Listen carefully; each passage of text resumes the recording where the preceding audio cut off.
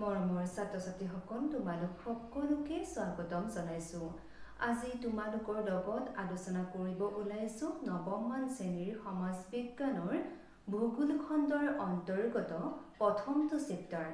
তোমালোকৰ প্ৰথমটো চেপ্টাৰৰ নাম হৈছে ভূপৃষ্ঠৰ পৰিৱৰ্তন। আহা ছাত্ৰ-ছাত্ৰীসকল আজি এই চেপ্টাৰৰ অন্তৰ্গত কুৱেশ্যন এনসাৰসমূহ আলোচনা কৰোঁ। ছাত্ৰ-ছাত্ৰীসকল ভূপৃষ্ঠৰ পৰিৱৰ্তনৰ অনুশীলনীত 1 নম্বৰ তোমালোকৰ আছে ভূপৃষ্ঠত মহাদেশ আৰু মহাসাগৰৰ বিতৰণৰ এটি আভাস দিয়া। উত্তৰ পৃথিৱীৰ উপৰিভাগ জলভাগ আৰু স্থলভাগেৰে গঠিত।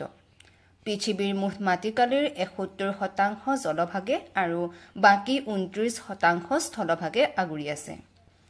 ৭১% মাটিকালিত আছে ৫খনকৈ মহাসাগৰ আৰু ২৯% মাটিকালিত আছে ৭খনকৈ মহাদেশ। মহাদেশ কেইখনৰ ভিতৰ ভাগত সমভূমি, মালভূমি, পাহাৰ, পৰ্বত, নদী উপত্যকা, মৰুভূমি, উপকূলীয় সমতল আদি দেখা যায়।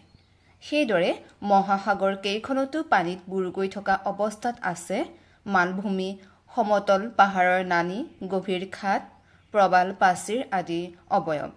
তদুপৰি মহাসাগৰত সৰু ডাঙৰ বহুতো দ্বীপো দেখা যায়। ভূপৃষ্ঠ আৰু মহাসাগৰৰ তলিৰ এইবোৰ অৱয়ব যুগ যুগ ধৰি চলি অহা কিছুমান বাহ্যিক আৰু আভ্যন্তৰীণ প্ৰক্ৰিয়া বা ক্ৰিয়াৰ ফলত সৃষ্টি হৈছে। বাহ্যিক কাৰকবোৰৰ ভিতৰত সূৰ্যৰ উত্তাপ, বতাহ, বৰষুণ, নদী, হিমবাহ, সাগৰৰ ঢৌ আদি প্ৰধান। আনহাতে আভ্যন্তৰীণ কাৰকবোৰৰ ভিতৰত ভূমিকম্প আৰু আগ্নেয় উদগীৰণ প্ৰধান। বাহ্যিক আৰু আভ্যন্তৰীণ কাৰকবোৰে পৃথিৱীৰ উপৰিভাগৰ ভূ অৱয়ব গঠন হোৱাত সহায় কৰে। এইবাৰ আহিছোঁ তোমালোকৰ 2 নম্বৰ কুৱেশ্যনটোলৈ। ভূপৃষ্ঠৰ পৰিৱৰ্তন কিয় ঘটে ব্যাখ্যা কৰা। উত্তৰ কিছুমান বাহ্যিক আৰু আভ্যন্তৰীণ কাৰকৰ ফলত ভূপৃষ্ঠত পৰিৱৰ্তন ঘটে। ভূপৃষ্ঠৰ কিছুমান পৰিৱৰ্তন খুব লাহে লাহে হয় আৰু আন কিছুমান হঠাৎ বা কম সময়ৰ ভিতৰত হয়। ভূপৃষ্ঠত পৰিৱৰ্তন ঘটোৱা বাহ্যিক কাৰকবোৰ হ'ল বতাহ, বৰষুণ, সূৰ্যৰ উত্তাপ, হিমবাহ, নদী, সাগৰৰ ঢৌ আৰু আভ্যন্তৰীণ কাৰকবোৰ হ'ল ভূমিকম্প, আগ্নেয়গিৰি উদগীৰণ আদি। এইবাৰ আহিছোঁ তোমালোকৰ 3 নম্বৰ কুৱেশ্যনটোলৈ। বাহ্যিক কাৰক মানে কি? কেইটামান বাহ্যিক কাৰকৰ নাম লিখা। উত্তৰ ভূপৃষ্ঠত যিবোৰ কাৰকে বাহিৰৰ পৰা ক্ৰিয়া কৰে তেনেবোৰ কাৰককে বাহ্যিক কাৰক বোলে। কেইটামান বাহ্যিক কাৰকৰ নাম হ'ল সূৰ্যৰ উত্তাপ, বতাহ, বৰষুণ, নদ-নদী, হিমবাহ, সাগৰৰ ঢৌ আদি। ভূমিকম্প আৰু আগ্নেয় উদগীৰণক কিয় আভ্যন্তৰীণ কাৰক বুলি কোৱা হয়? এইটো তোমালোকৰ 4 নম্বৰ কুৱেশ্যন। উত্তৰ ভূপৃষ্ঠত যিবোৰ কাৰকে ভিতৰ ফালৰ পৰা ক্ৰিয়া কৰে তেনেবোৰ কাৰককে আভ্যন্তৰীণ কাৰক বোলে। আভ্যন্তৰীণ কাৰকবোৰে আমি নেদেখাকৈ পৃথিৱীৰ অন্তৰ্ভাগত ক্ৰিয়া কৰি থাকে। আভ্যন্তৰীণ কাৰকবোৰৰ ভিতৰত ভূমিকম্প, আগ্নেয় উদগীৰণ প্ৰধান। আভ্যন্তৰীণ কাৰকবোৰে মহাদেশৰ অন্তৰ্ভাগৰ লগতে মহাসাগৰৰ তলিৰ অন্তৰ্ভাগতো ক্ৰিয়া কৰি থাকে। এইবোৰ কাৰকে সাধাৰণতে ভূপৃষ্ঠৰ লগতে মহাসাগৰৰ তলিভাগতো অসমান কৰি ৰখাত অৰিহণা যোগায়। ভূমিকম্প সংঘটিত হ'লে মহাদেশ বা মহাসাগৰৰ তলিভাগৰ কোনো অংশ উঠি আহিব পাৰে বা বহি যাব পাৰে। আগ্নেয় উদগীৰণ সংঘটিত হ'লে ভূমিকম্প হয় আৰু সংশ্লিষ্ট ঠাইত আগ্নেয়গিৰিৰ সৃষ্টি হয়। আভ্যন্তৰীণ প্ৰক্ৰিয়াবোৰৰ অন্তৰালত এটা মূল প্ৰক্ৰিয়া জড়িত হৈ আছে যাক ফলক বিৱৰ্তন বুলি কোৱা হয়। পৃথিৱীৰ খোলাটো গঠিত হোৱা ফলকবোৰ গতিশীল হোৱাৰ কাৰণেই প্ৰধানকৈ ভূমিকম্প আৰু আগ্নেয়গিৰিৰ সৃষ্টি হয়। সেয়েহে ভূমিকম্প আৰু আগ্নেয় উদগীৰণক আভ্যন্তৰীণ কাৰক বুলি কোৱা হয়। এইবাৰ আহিছোঁ পিছৰটো কুৱেশ্যন। নদী অৱবাহিকা বুলিলে কি বুজা? নদী অৱবাহিকাৰ এটি চিত্ৰ আঁকা। মই নদী অৱবাহিকাৰ চিত্ৰটো অংকন কৰিছোঁ। তোমালোকে মই দেখুৱাৰ দৰে আঁকিবা। এখন নদীয়ে ইয়াৰ উপনদী, শাখা নদী আদিৰ যোগেদি একোটা এলেকাৰ পৰা নামনিলৈ কঢ়িয়াই নিয়ে। এনেদৰে এখন নদীয়ে পানী কঢ়িয়াই নিয়ে একোটা এলেকাক নদী অৱবাহিকা বুলি কোৱা হয়। একোখন নদীৰ ক্ৰিয়া সাধাৰণতে অৱবাহিকাতে সীমাবদ্ধ হৈ থাকে। ছাত্ৰ-ছাত্ৰীসকল এইটো যদি বুজি পোৱা নাই কমেণ্টৰ যোগে মোক জনাবা। পৰৱৰ্তী ভিডিঅ'ত মই বুজাই দিবলৈ চেষ্টা কৰিম নদী অৱবাহিকা মানেনো কি।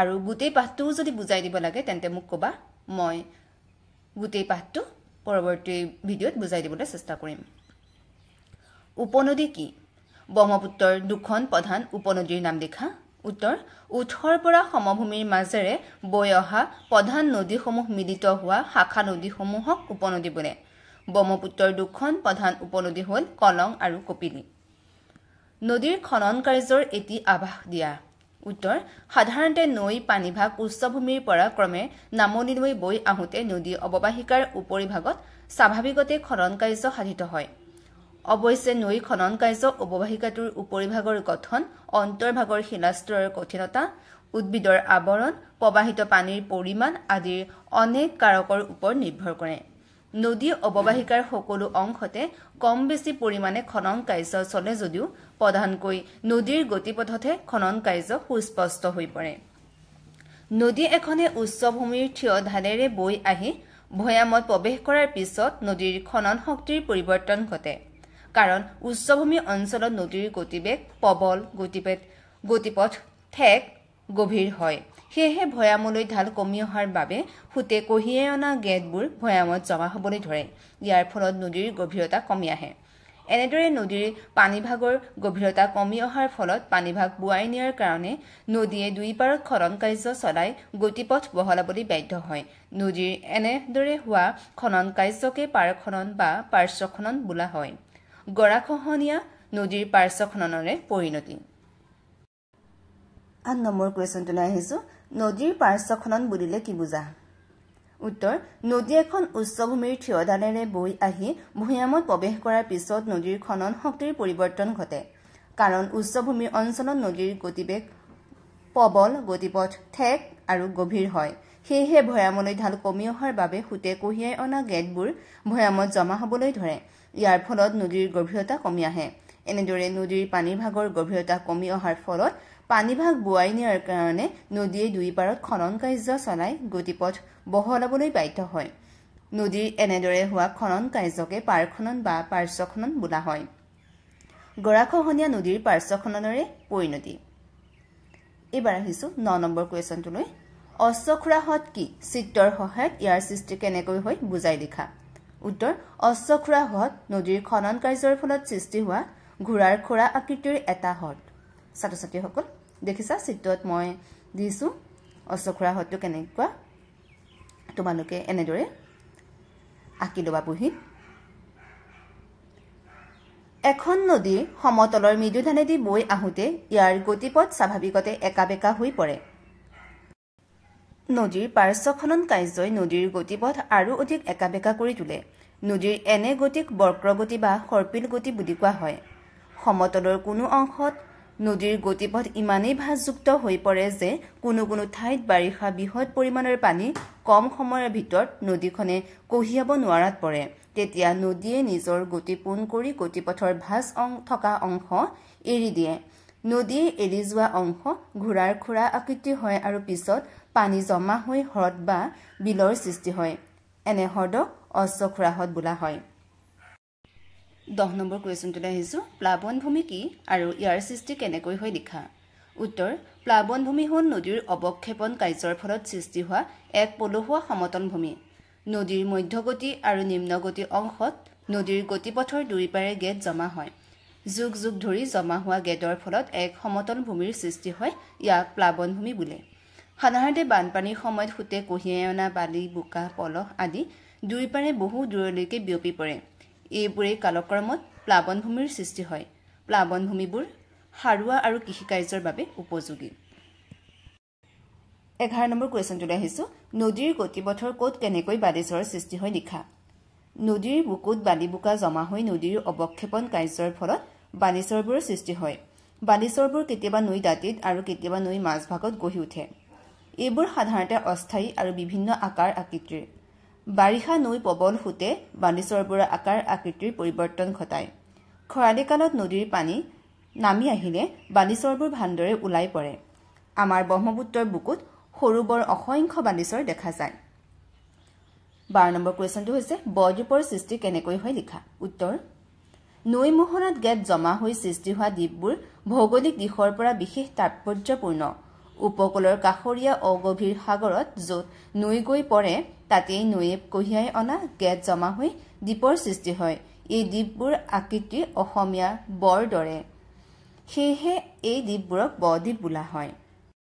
13 নম্বৰ কুৱেশ্যনটোলৈ আহিছোঁ। মৰুভূমিত বতাহৰ ক্ৰিয়া কিয় প্ৰবল লিখা। উত্তৰ: মৰুভূমিত উদ্ভিদৰ আৱৰণ অতি পাতলীয়া হোৱাৰ কাৰণে মৰুপৃষ্ঠত বতাহে সহজে ক্ৰিয়া কৰিব পাৰে। ধূলি বালিবোৰ বতাহে অনায়াসে এঠাইৰ পৰা আন এঠাইলৈ কঢ়িয়াই নিব পাৰে। অৱনমন বুলিলে কি বুজা? উত্তৰ: মৰুভূমিত উদ্ভিদৰ আৱৰণ অতি পাতলীয়া হোৱাৰ কাৰণে মৰুপৃষ্ঠত বতাহে সহজে ক্ৰিয়া কৰিব পাৰে। ধূলি বালিবোৰ বতাহে অনায়াসে এঠাইৰ পৰা আন ঠাইলৈ কঢ়িয়াই নিব পাৰে। এনেদৰে কোনো অংশৰ পৰা ধূলি বালি উৰুৱাই নিয়া কাৰ্যক অৱনমন বোলে। বালিয়াড়ীৰ সৃষ্টি কেনেকৈ হয়? উত্তৰ: মৰুভূমিত উদ্ভিদৰ আৱৰণ অতি পাতলীয়া হোৱাৰ কাৰণে মৰুপৃষ্ঠত বতাহে সহজে ক্ৰিয়া কৰিব পাৰে। ধূলি বালিবোৰ বতাহে অনায়াসে এঠাইৰ পৰা আন ঠাইলৈ কঢ়িয়াই নিব পাৰে। এনেদৰে কোনো অংশৰ পৰা ধূলি বালি উৰুৱাই নিয়া কাৰ্যক অৱনমন বোলে। অৱনমন প্ৰক্ৰিয়াই কঢ়িয়াই নিয়া ধূলি বালিবোৰ যি ঠাইত জমা হয় তাক মৰুপৃষ্ঠত ক্ৰমে ওখ হৈ পাহাৰৰ ৰূপ ল'ব পাৰে। এনে পাহাৰক বালিৰ পাহাৰ বা বালিয়াড়ী বুলি কোৱা হয়। বতাহৰ ধৰ্ম, গতিপথ, শক্তি আৰু উদ্ভিদৰ আৱৰণ আদিৰ ওপৰত ভিত্তি কৰি বালিৰ পাহাৰৰ আকাৰ আকৃতি বেলেগ বেলেগ হয়। তদুপৰি মৰুভূমিবোৰৰ প্ৰাকৃতিক পৰিৱেশ একে নোহোৱাৰ কাৰণেও বালিৰ পাহাৰবোৰৰ মাজত পাৰ্থক্য দেখা যায়। ইনচেলবাৰ্গ কি? উত্তৰ: মৰুভূমিত অৱস্থিত একো-একোটা ক্ষয়প্ৰাপ্ত চাপৰ পাহাৰক ইনচেলবাৰ্গ বোলে। জাৰ্মান শব্দত ইনচেলবাৰ্গৰ অৰ্থ হৈছে দ্বীপৰ দৰে অকলশৰীয়া পাহাৰ বা পৰ্বত। হিমবাহৰ সংজ্ঞা দিয়া আৰু নদীৰ লগত ইয়াৰ পাৰ্থক্য কি লিখা। উত্তৰ: পৃথিৱীৰ অতি শীতল অঞ্চলবোৰ উপৰিভাগ বৰফেৰে ঢাকি ৰাখিছে। এনে অঞ্চলবোৰৰ ভিতৰত 2 মেৰু অঞ্চল আৰু অতি ওখ পৰ্বতবোৰৰ উচ্চ অংশবোৰ পৰে। এইবোৰত বৃহৎ পৰিমাণৰ বৰফ তৰপে তৰপে জমা হৈ আছে। সাধাৰণতে এনেদৰে জমা হৈ থকা বৰফবোৰ ভূপৃষ্ঠত ধান অনুসৰি নেহেম গতিৰে নামি আহে। এনেদৰে নামি অহা বৰফকে হিমবাহ বুলি কোৱা হয়। নদী আৰু হিমবাহৰ মাজত থকা পাৰ্থক্যসমূহ হ'ল: নদীৰ সোঁতৰ গতি প্ৰবল আৰু হিমবাহৰ সোঁতৰ গতি নেহেম। নদীয়ে ক্ষীপ্ৰ গতিত ইয়াৰ খনন কাৰ্য চলায়, কিন্তু হিমবাহৰ খনন কাৰ্য নেহেমীয়া। নদী গ্ৰীষ্মপ্ৰধান অঞ্চলত থাকে আৰু হিমবাহ শীতপ্ৰধান অঞ্চলত থাকে। এইবাৰ আহিছোঁ 18 নম্বৰ কুৱেশ্যনটো। গ্ৰাফ কি? চিত্ৰ আঁকি বিভিন্ন শ্ৰেণীৰ গ্ৰাফবোৰ দেখুওৱা। হিমবাহে বৰফৰ উপৰিও অন্য বহুত পদাৰ্থ কঢ়িয়াই আনে। এনেদৰে কঢ়িয়াই অনা বৰফৰ বাহিৰে অন্য পদাৰ্থবোৰকে সামগ্ৰিকভাৱে গ্ৰাফ বোলা হয়। ছাত্ৰ ছাত্ৰীসকল, তোমালোকক দেখিছা নহয়, এটা গ্ৰাফৰ চিত্ৰ অংকন কৰি দিছোঁ। তোমালোকে এনেদৰে বহীত চিত্ৰটো আঁকি ল'বা দেই। গ্ৰাফ 4 প্ৰকাৰৰ, যেনে পাৰ্শ্ব গ্ৰাফ, ভূমি গ্ৰাফ, মধ্য গ্ৰাফ আৰু প্ৰান্ত গ্ৰাফ। এতিয়া পাৰ্শ্ব গ্ৰাফ কাক বোলে চাওঁ আহা। হিমবাহৰ দাঁতিয়েদি বৈ অহা গ্ৰাফক পাৰ্শ্ব গ্ৰাফ বুলি কোৱা হয়। চিত্ৰটো চাই ল'বা। ভূমি গ্ৰাফ: হিমবাহৰ উপত্যকাৰ তলিয়েদি বৈ অহা গ্ৰাফক ভূমি গ্ৰাফ বোলে। মধ্য গ্ৰাফ: কেতিয়াবা কোনো বিশেষ ঠাইত দুইফালৰ পৰা অহা দুটা হিমবাহ মিলি দুইটা হিমবাহৰ পাৰ্শ্ব গ্ৰাফ সংযোজিত হৈ ডাঙৰ হিমবাহটোৰ মাজেৰে বাহিত হ'বলৈ ধৰে। এনে গ্ৰাফক মধ্য গ্ৰাফ বুলি কোৱা হয়। প্ৰান্ত গ্ৰাফ: হিমবাহৰ শেষ সীমাত জমা হোৱা গ্ৰাফক প্ৰান্ত গ্ৰাফ বোলে। 19 নম্বৰ কুৱেশ্যনটোলৈ আহিছোঁ। হিমবাহৰ ক্ৰিয়াৰ ফলত জোঙা শৃংগৰ সৃষ্টি কেনেকৈ হয় লিখা। উত্তৰ: কেতিয়াবা কোনো কোনো পৰ্বতৰ গাৰে কেইবাটাও হিমবাহ নামি আহে। তেতিয়া সকলো ফালৰ পৰা চলা খননৰ ফলত পৰ্বতৰ শীৰ্ষাংশ চোকা জোঙৰ দৰে শৃংগৰ সৃষ্টি হয়। এনেদৰে হিমবাহৰ ক্ৰিয়াৰ ফলত জোঙা শৃংগৰ সৃষ্টি হয়। উপকূল কাক বোলে? 20 নম্বৰ কুৱেশ্যন।